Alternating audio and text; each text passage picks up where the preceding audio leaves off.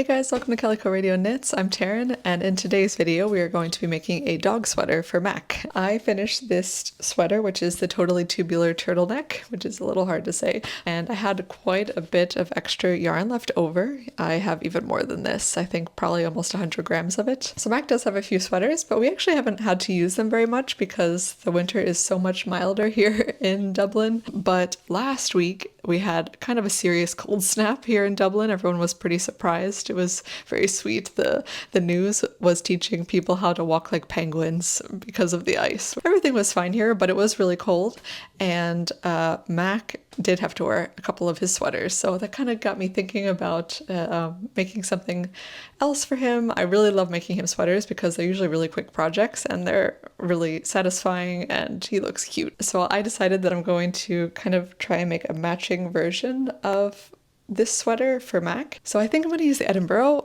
dog sweater pattern, which I have on Ravelry for free, and also a video tutorial on his channel. It is a single raglan construction and it doesn't have any sleeves. More recently I released the Portland dog sweater, which I really do like, but because it is so rainy here, it's kind of annoying to have sleeves on Mac's sweater because they get really messy. So I think I'm going to go with a sleeveless version. Mac is actually right here. He's under the blankets, but yeah, you'll see more of him later as I try this on. He was smelling this a lot, but we did play fetch for, I don't know, more than 30 minutes this morning, so he's pretty tired now. But I will get started on this. I'm going to do a little bit of gauge swatching, but I think I can just kind of use this honestly. And yeah, we'll get going on this. Okay, before we can get started, we need to take Mac's measurements. The most important is going to be his chest circumference, and then the secondary one will be his neck circumference. While he's distracted here, I'll take his neck measurements.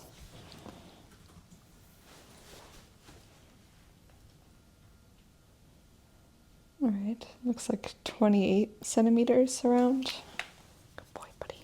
Can you stand up? Good boy, good boy. All right, I'll take your chest measurements.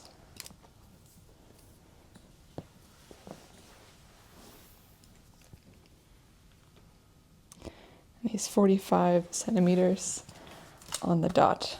Okay, and the last measurement I need is the actual gauge swatch for the yarn.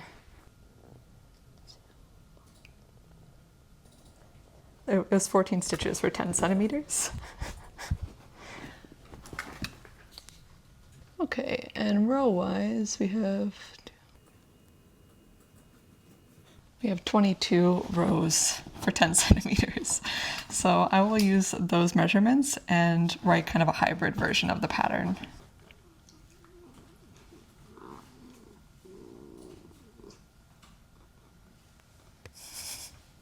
Hey guys, welcome back. It is a couple days later and I've written the new pattern for the gauge for this chunky yarn, and I've started it as well. Writing of the pattern was super quick actually. I definitely have gotten used to writing dog sweater patterns. I hope to eventually get that good with human sweaters as well. This is the turtleneck portion of the sweater. For the initial cast on, I used a tubular or Italian cast on. I'm not really sure what the difference is between the two. I don't know if anyone else has ever had a problem with this, but I used to get really floppy edges when I would use the tubular cast on method. And to fix that, I've started sizing down half the needle size. So I used 4.5 millimeter needles to cast on and then knit the tube with 5 millimeter needles. So just in case anyone else has that issue as well, I'm just gonna fold it in like this. And I have it on a pair of stitch holders so we can try it on Mac. I'm just gonna go get him and we can try this on him. Here he is. He was sleeping in the other room, but just kind of catnapping, so I think it's okay. He's always happy to look out the window as well. But let's try this on real quick. Whoop.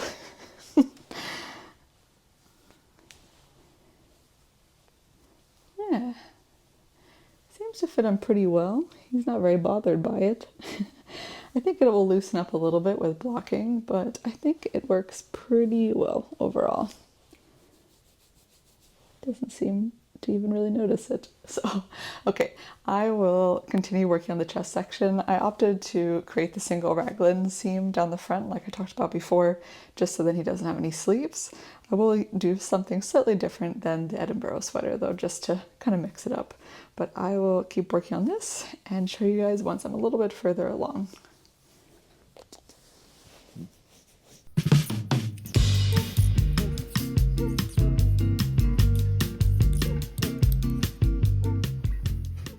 So I finished up the yoke last night.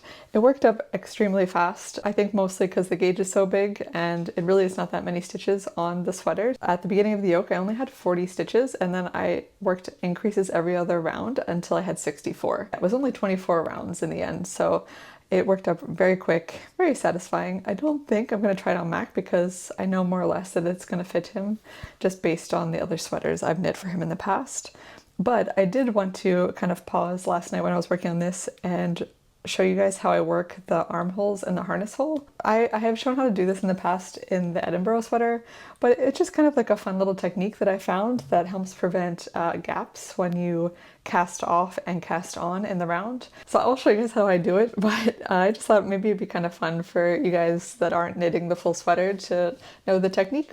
It's not anything too wild, but I think it's kind of nice to know, and I use it in other patterns when I'm casting off mid-work. And I also kind of wanted to try out something when I go to cast on the stitches. I don't get gaps per se, but it's just a very loose cast on edge, which is usual, I guess, when you use the backward loop method. But I was wondering if I could figure out some way to kind of tighten that up so it matches the nice clean bind off edge. So I'm going to do that now. I'll show you guys how I bind off and we'll give that cast on idea a try. Let's see if it works. So this isn't like a tutorial video per se, but I thought I would share this technique real quick with you guys. So I'm going to bind off these 10 stitches here and then in the next round cast on 10 stitches. So I'm just going to knit until one stitch before I want to start binding off. So before I start binding off the stitches, I'm going to work a knit front and back. So knit front and back into that one stitch there. And now I'm going to start binding off and I'm going to use the extra stitch I just created here to start the bind off. And that is pretty much the technique, guys. Nothing too complicated. But the second half of that technique happens when we finish binding off all of our stitches. So now that I've bound off of my stitches, I have that last stitch on my right needle and I'm going to slip it back onto my left needle like this. And I'm going to work a knit two together with these two. And that is it, guys. You can see here that it's kind of created a tighter edge. Usually I would get like gaps here and here, and by doing this it kind of just creates a tighter finish to the bind off. So I'm going to work the rest of the round here and meet back up with you guys when I'm ready to cast on those 10 stitches. Okay, I'm at the beginning of the round and I'm ready to cast on those 10 stitches. So my idea is that I'm going to cast on 2 extra stitches and then work decreases in the following round to kind of mimic what I did with the bind off round. So I'm not really sure if this is going to work, but I figured it's a self-drafted pattern, so I might as well give it a go. So I'm going to cast on 12 stitches instead of 10 stitches and then work decreases in the following round. I'm probably going to work a slip knit here and a knit two together here, so they're kind of leaning in the right directions. So I'll do that now and then I'll show you guys what it looks like afterwards. So I'm gonna do 1. And that's pretty much it. Let's see. I mean, it doesn't look bad, I guess, right? Okay, I'm gonna keep working like this and then maybe I'll show you guys after a couple of rounds, just so we have a bit more material to be able to more easily see the armholes. Okay, I've now knit a couple of rounds and I thought we could check out how that new cast on technique turned out.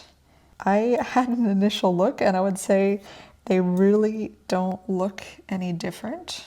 So actually you really can't even see it because it's just like twisted yarn. So like that is the slip knit and I don't even see the knit two together. I guess it's right here. I don't know. That's the knit two together. So at least it's not a negative, but I don't think I will use that technique going forward. So yeah, anyway, that was a bit of a tangent, but I thought I would try it out with you guys, see what you think. If you guys have any techniques to kind of tighten up cast on edges, I would love to hear them in the comments. It's definitely something that I've been kind of messing around with and trying different techniques to try and figure that out. So now I will continue working on this sweater, but I'm going to quickly take Mac for a little walk because it's starting to get dark, and I will put him in his red sweater actually, so you guys can see what that looks like with the little sleeves.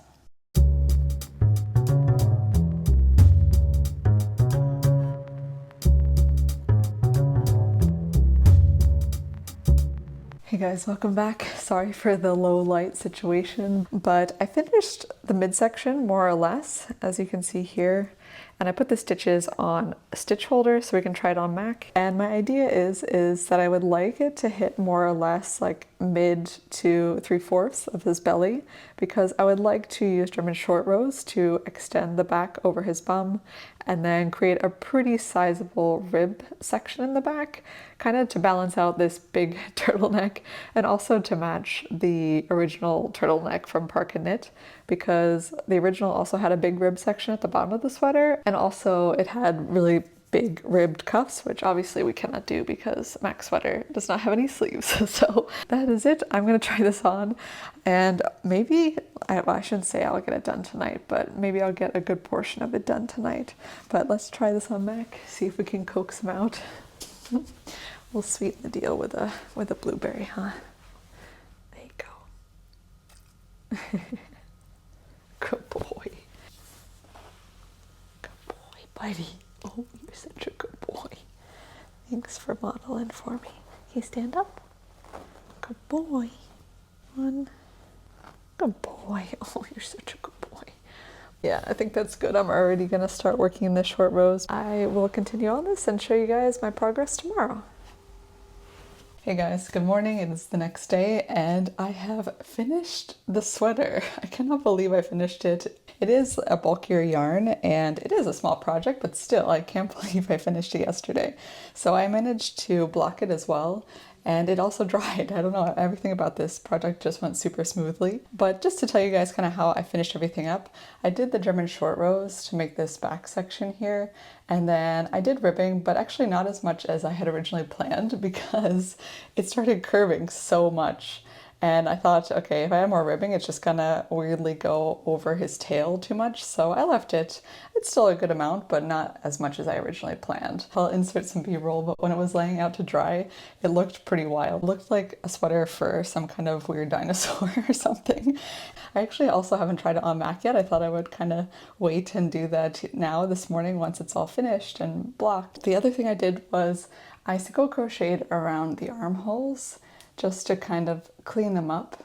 I think it turned out really well. I really like this portion because it really matches the version of my sweater. It also, I think, is going to be slightly cropped, which this version is cropped as well. But anyway, let's see. I won't speculate anymore. We can try it on Mac now and see how it fits him.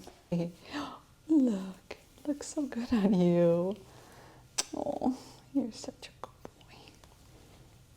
The yarn definitely relaxed a lot, but it still hugs his body pretty well. It's a little bit hard to tell while he's laying down, but it is really nice how the sweater kind of hugs his butt, and it does stop early enough on his stomach, which is great, so I don't have to worry about him being on the sweater. I also really like that this sweater completely covers his neck. This is the first sweater he has that does that. I think it just kind of creates a little bit more warmth. But all in all, I'm really happy with the final result. Alrighty guys, I think that is pretty much it. Thanks so much for watching. I really had fun making this sweater. It was such a great palette cleanser, and especially with it being stockinette and bulky weight yarn, it was a really nice project to do. And I always love making Mac another sweater. So I plan to make a couple more of these. I have some other ideas for sweaters that I have extra yardage left over from. One is the Campus Cable V, so I thought about making him like a little cable sweater. Also, the sweater I'm working right now is the Cute Sweater by Laura Dalgard, and it looks like I might have some extra yardage left over from that one, so I think that'd be very cool to do a colorwork sweater for Mac as well. I think I will do this probably in the future. I definitely like the idea of using up those extra random skeins in my stash and also making Mac another sweater, because why not? So I think I'm going to take Mac on a little walk now and wear his sweater. He definitely likes wearing sweaters out because he gets more attention from people. So I am going to do that now because it's pretty chilly. And yeah, I will see you guys in the next video. Thanks for watching. Bye.